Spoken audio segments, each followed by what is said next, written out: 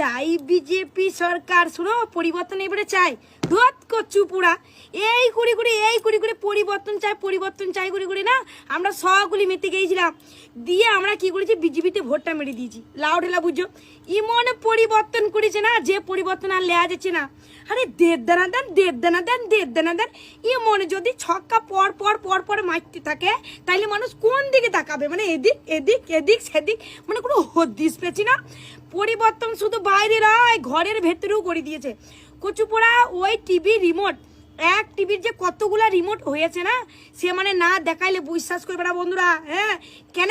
কারণ এককালে এমন ছিল, শ্বশুর দেখবে খবর, শাশুড়ি দেখবে সিরিয়াল, মেয়ে দেখবে কার্টুন, আর বর দেখবে খিলা, আর আমি দেখবো বই।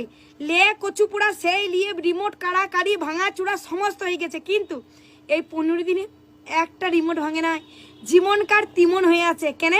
সকলের মুখে এক কথা, এ খবরটা চালা, খবরটা চালা, বরেছে যে হাগো খবরটা চালাও।